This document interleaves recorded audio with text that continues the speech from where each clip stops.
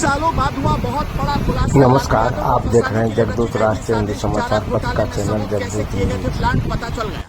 लालू की कामयाबी को देखकर कैसे अधिकारियों को खरीद लेती थी पार्टियां, सबूत देखकर राहुल और अखिलेश भी हो गए हैरान। बीजेपी और आरएसएस की बड़ी प्लानिंग। सीबीआई का वो अधिकारी जिसने चारा घोटाले की जांच की थी पूरी, वही निकला बीजेपी का एजेंट। घर पर बीजेपी और आरएसएस के नेताओं की लगी रहती है लाइन। जिसने लालू यादव को चारा घोटाले में फंसाया, उसे बीजेपी ने इतना बड़ा इनाम दे दिया, आप सोच भी नहीं सकते। जिसने लालू यादव को जेल भिजवाया, वो बीजेपी की गोद में बैठकर क्यों खेल रहा है? जिसने तेजस्वी यादव के पिता के खिलाफ रची साजिश, वही अधिकारी बीजेपी का दुलारा कैसे बन गया और अपने घर पर भाजपा नेताओं को बुलाकर क्यों मीटिंग खेल रहा है? इतना सुनने के बाद आप भी समझ चुके होंगे कि तथाकथित चारा घोटाला सिर्फ एक बहाना था। क्या चारा घोटाला के बहाने लालू यादव के सियासी करियर को तबाह करने की प्लानिंग रची गई थी? आज हम आपको कुछ ऐसे सबूत दिखाएंगे जिसे देखकर आपका दिमाग भी चकरा जाएगा। कैसे नौकरशाहों ने बीजेपी और उनके नेताओं के साथ मिलकर लालू यादव को तबाह करने की पूरी प्लानिंग तैयार की। इसका भंडाफोड़ हो चुका है। चारा घोटाले में लालू यादव को फंसाने वाला अधिकारी कैसे भाजपा नेताओं के साथ अपने घर पर बैठकर प्लानिंग कर रहा है? वो अधिकारी कैसे बीजेपी की गोद में खेल रहा है? वो अधिकारी कैसे बीजेपी के भाड़े का टट्टू बनकर विरोधियों को परेशान करने की प्लानिंग रच रहा है? ये जानने से पहले आप इस वीडियो को इतना ज्यादा शेयर कर दीजिए कि लालू यादव को फंसाने वाला और उन पर झूठे आरोप लगाकर बीजेपी के पपेट की तरह काम करने वाले अधिकारी पूरी तरह से बेनकाब हो जाए। 26 साल पहले साल 1997 का दौर, जब बिहार की राजनीति में लालू यादव के आदेश के बगैर एक पत्ता भी नहीं हिलता था। लालू यादव के आगे बड़े बड़े अधिकारियों की गिरगी बंध जाती थी, उनकी नौकरशाही हवा हो जाती थी। सामाजिक न्याय के पुरोधा को फंसाने के लिए अमित खरे नाम के अधिकारी को उतारा गया, जिसने चारा घोटाले का खुलासा किया।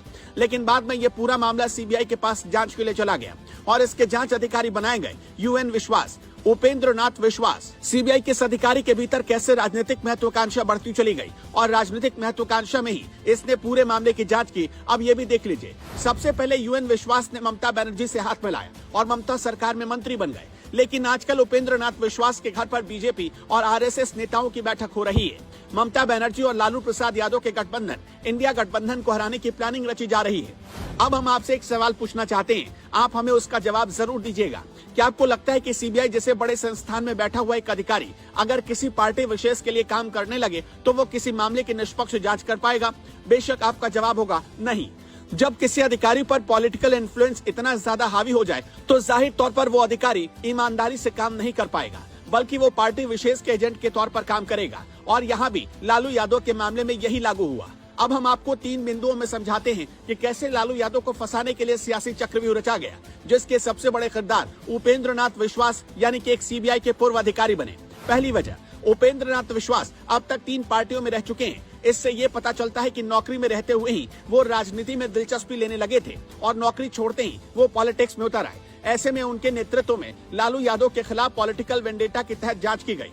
दूसरी वजह, जब चारा घोटाले की जांच हो रही थी तब केंद्र में कांग्रेस की सरकार हुआ करती थी और उपेंद्र नाथ विश्वास का कांग्रेस से पुराना रिश्ता भी सामने आ चुका है। तीसरी वजह, चारा घोटाले की जांच कर चुके अधिकारी अमित खरे भी हमेशा बीजेपी की सरकारों में अव्वल पद हासिल करते रहे हैं, जिससे लोगों के मन में यह आशंका बनी रहती है कि कहानी में वो भी बीजेपी की तरफ झुके हुए हैं। हाल ही में वो रिटायर होने वाले थे, लेकिन मोदी सरकार ने उन्हें भी एक्सटेंशन दे दिया। वैसे आपको एक और बात बता देना चाहते हैं कि एक दौर था जब ममता बनर्जी और लालू प्रसाद यादव में भी नहीं बनती थी, लेकिन उस दौर में भी उपेंद्र नाथ विश्वास ममता बनर्जी की पार्टी में बड़े नेता हुआ करते थे और बंगाल में मंत्री भी।